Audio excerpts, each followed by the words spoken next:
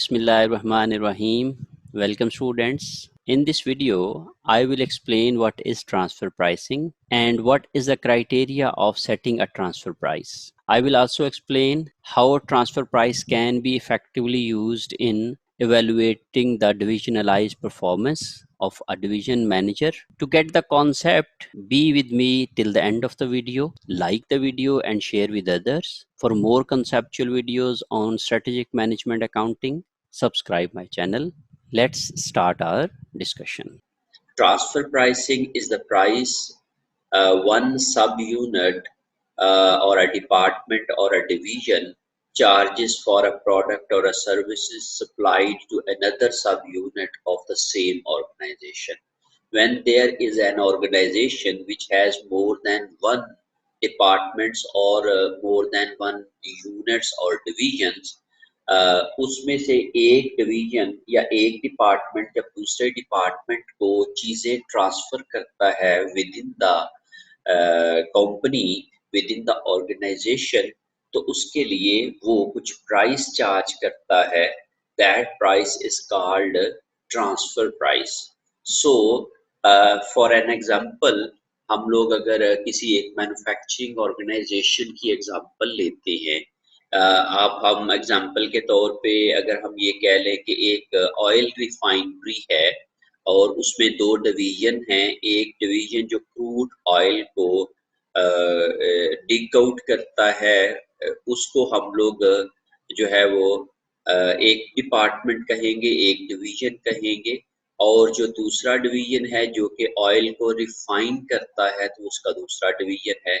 तो वो जो डिपार्टमेंट है जो कि क्रूड ऑयल एक्सट्रैक्ट करता है, एक्सट्रैक्शन करता है फ्रॉम द सॉइल, उसको वो जब डिस्पैच करेगा अपनी crude oil, that is the product, to the refining department, तो वो जो प्राइस चार्ज करेगा उस डिपार्टमेंट को, उसको हम लोग जो है वो ट्रांसफर प्राइस कहेंगे.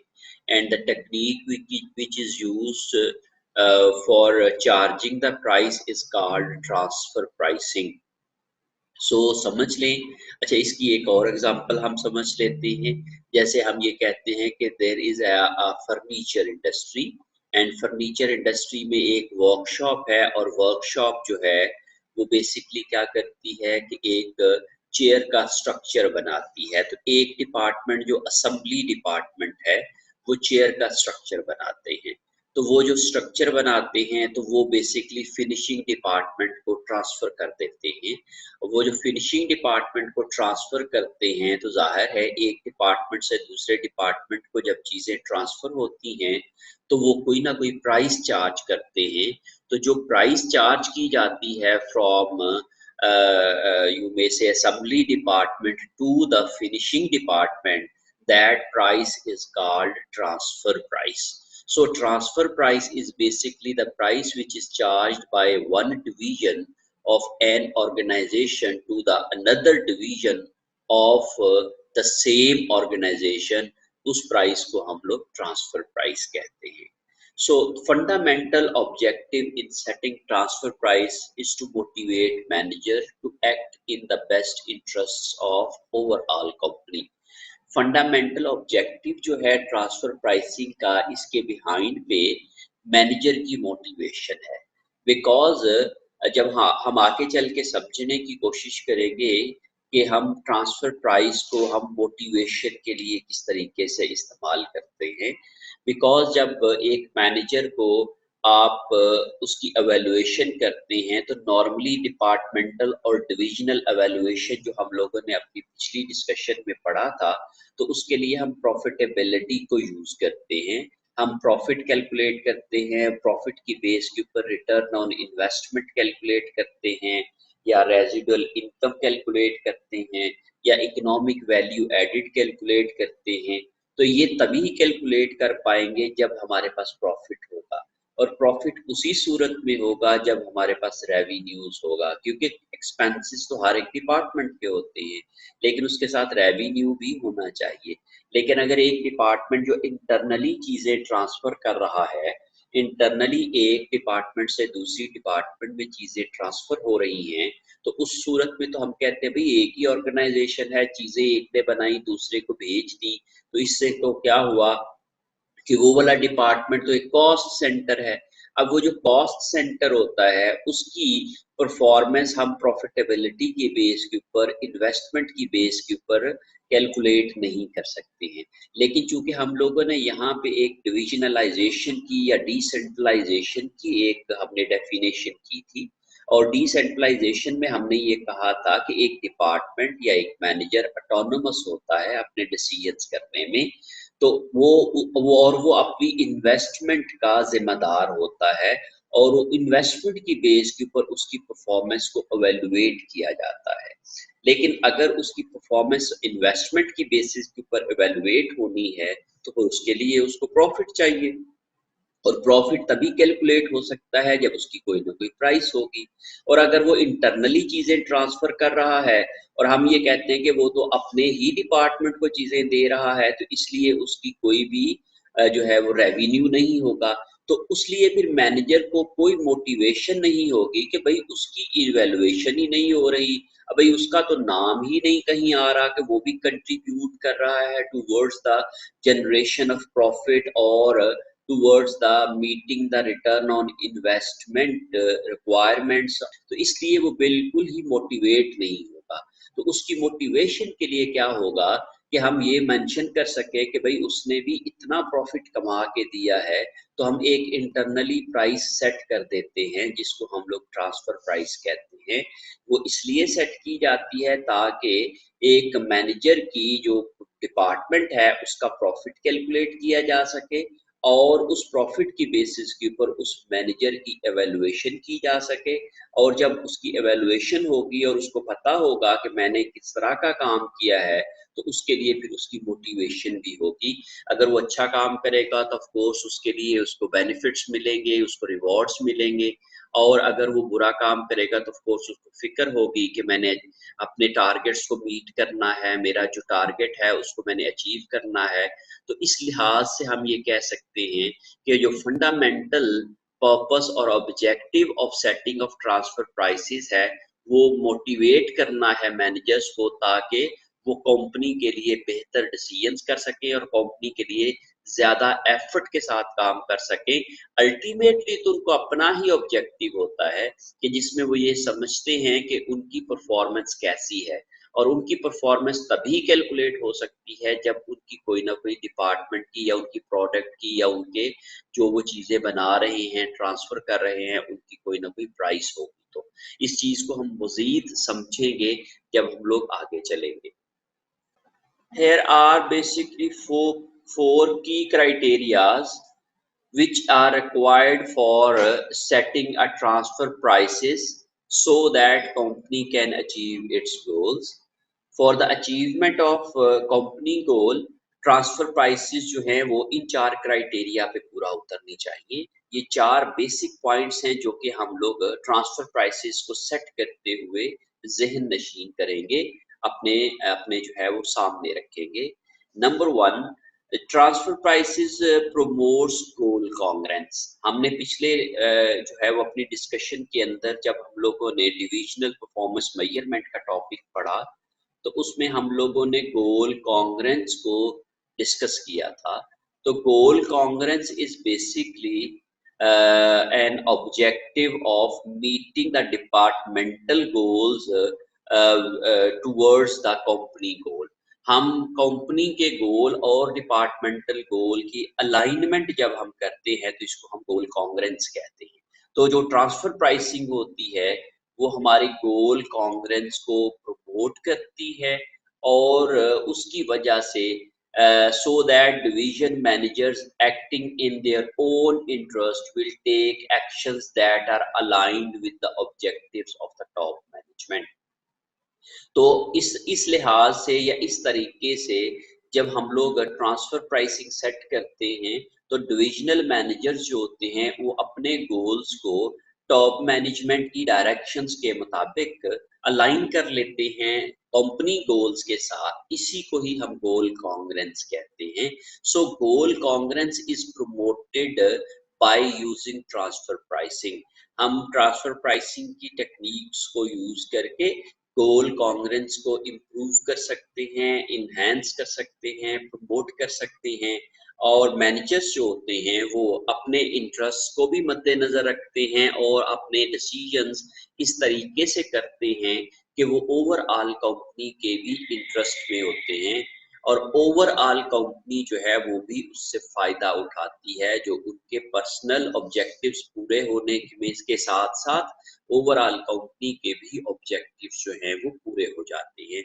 So the first you may say first of the four key criterias of setting up transfer pricing is to promote goal congruence।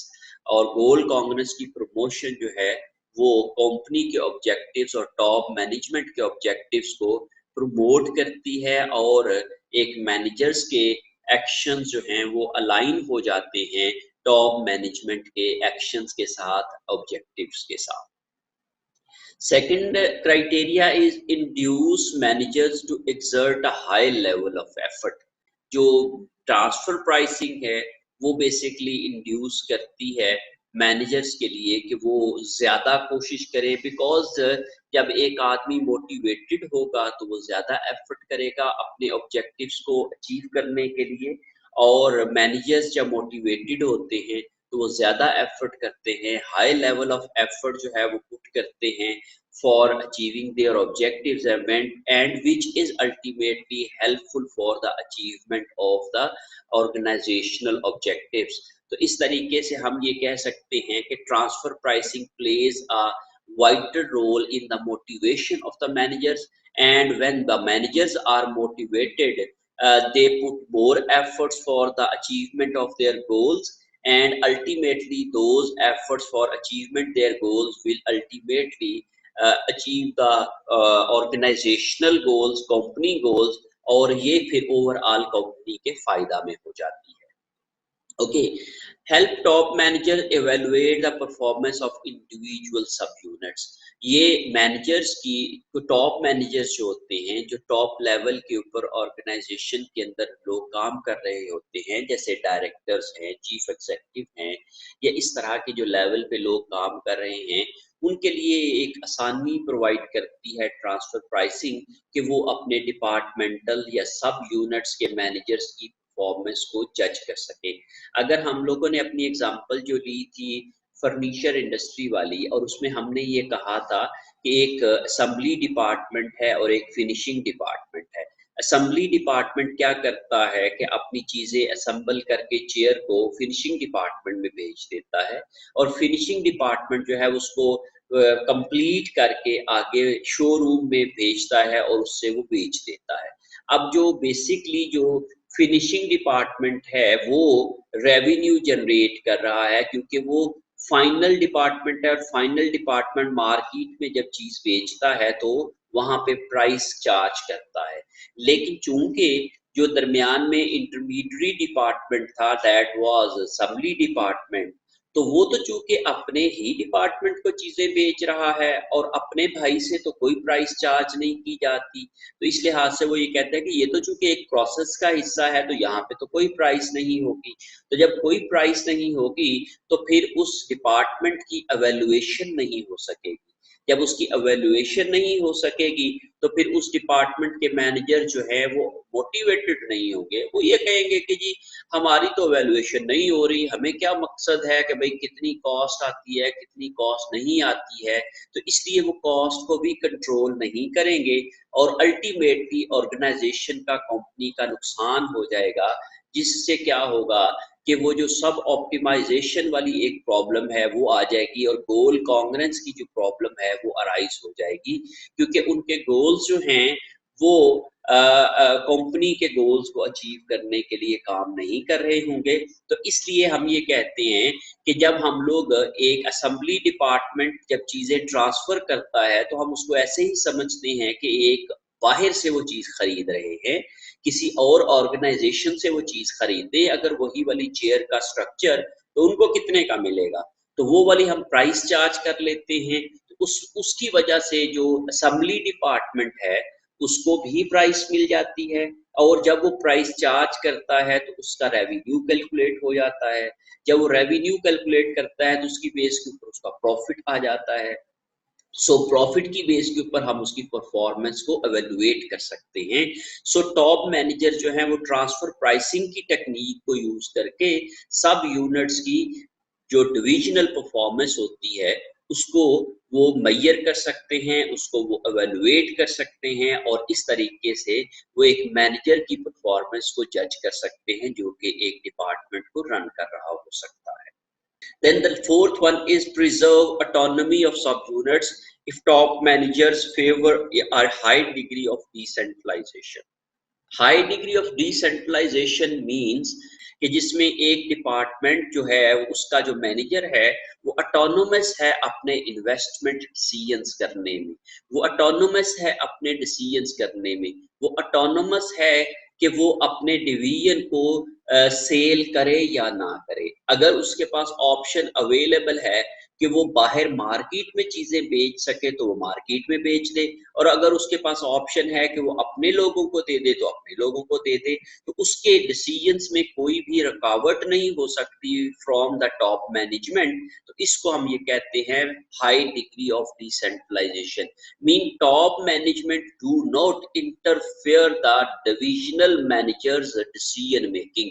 वो डिविजनल मैनेजर जो होता है वो ऑटोनोमस होता है अपने डिसीजंस करने में, and nobody can ask him कि वो क्यों ये इस तरह से कर रहा है, और वो अपने इन्वेस्टमेंट के रिटर्न का वो जवाबदेह होता है, अपने प्रॉफिटेबिलिटी का वो जवाबदेह होता है। तो इस सिचुएशन को हम हाई डिग्री ऑफ डिसेंट्रलाइजेशन कहते हैं।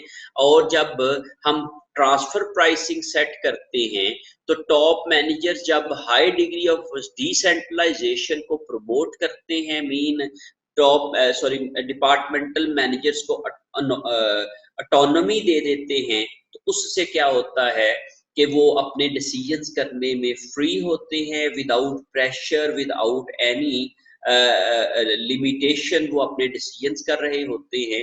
तो उसमें जो है वो ट्रांसफर प्राइसिंग जो है वो बहुत ज्यादा किरदार अदा करती है। तो वो जो सब यूनिट्स की ऑटोनॉमी होती है उसको सेफ गार्ड करने में, उसको सिक्योर करने में, उसको जो है वो इम्प्लीमेंट करने में ट्रांसफर प्राइसिंग जो है वो बहुत ज्यादा हेल्पफुल हो सकती है। तो इसलिए हम ये कहते हैं कि these are the four main criterias और ऑब्जेक्टिव्स ऑफ ट्रांसफर प्राइसिंग, जिसकी बेस के ऊपर हम ये कह सकते हैं कि transfer pricing is necessary for an organisation which have multiple divisions, and those multiple divisions are trading goods and services among each other। तो उस तरह से जो ऑर्गेनाइजेशन होती है उसमें हम ट्रांसफर प्राइसिंग जो है वो करके ये बेनिफिट्स जो है वो हासिल कर सकते हैं।